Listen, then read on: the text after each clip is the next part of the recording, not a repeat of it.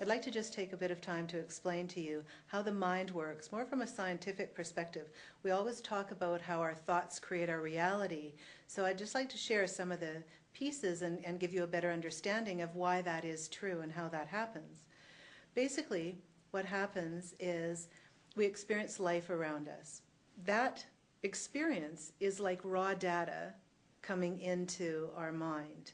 It has no meaning whatsoever until it reaches our mind.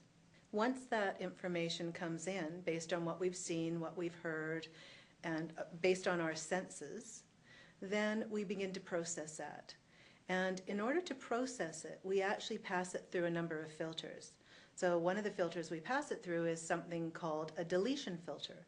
Now with that deletion filter, what happens is our conscious mind can only hold a few pieces of information at any given moment. You might be in the middle of a task, and then the phone rings, so you can handle that. But then somebody walks in the door and they ask you for something, and all of a sudden you're in overwhelm because you just can't take on one more thing. That's because of our deletion filter. So our conscious mind can hold a few things, whereas actually on an unconscious level, in any given second, we're taking in 2.3 million pieces of information. So we obviously have to be able to delete it. It keeps us sane. It allows us to not be in that state of overwhelm. However, the thing about that is that I might delete things that you don't delete, and you might delete things that I don't delete. Have you ever been in an experience where you're with someone and you're describing a situation, and the situation that they're describing, you would never dream that you had actually been there because it's so different? That really has to do with our filter, the deletion filter. So imagine, just by knowing that, the difference that can make in a relationship.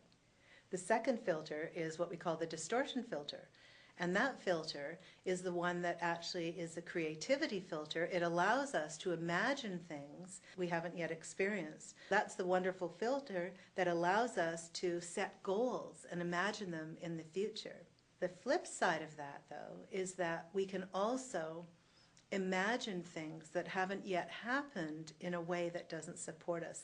You have a meeting perhaps, or there's an event that you're going to attend in the future, and as you think about it, you get anxious or even angry, but the emotions are there, and it hasn't even happened.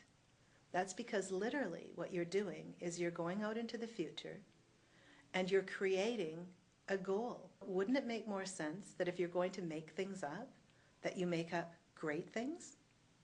The third filter is generalization. So we generalize to learn. So we have one experience, a one-time experience, and then we generalize that in our life. We might meet a person at an event, and we really enjoyed that person.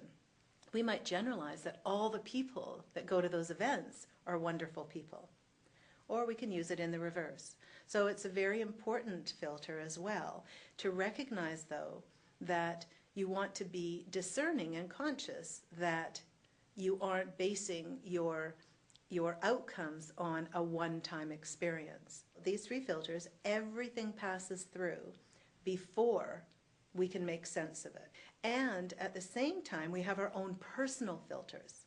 So not only are we going through these filters, but we also have filters that our emotions are one of the filters we pass it through, our experiences, our values, our beliefs, our memories. So every time an event happens, or as we do life, everything goes through your filters in order for you to make sense of it, which is why all experience is subjective, because you're passing it through your personal filters. From that, we create a movie in our mind. We run the movie, we put sound to it, and based on that, we decide how we feel about it. Once we've determined how we feel about it, that then determines what our behavior is and what actions we take, and it shows up in our physiology. Change your mind if you want to change your behavior. People talk about fake it till you make it. Really, if you don't change your mind, nothing's going to change here. What I'd like to do, now you having an understanding of this, is just move on to the emotional side of things. So how do our emotions play into this? And how can you change them in order to be able to fully experience life the way you want?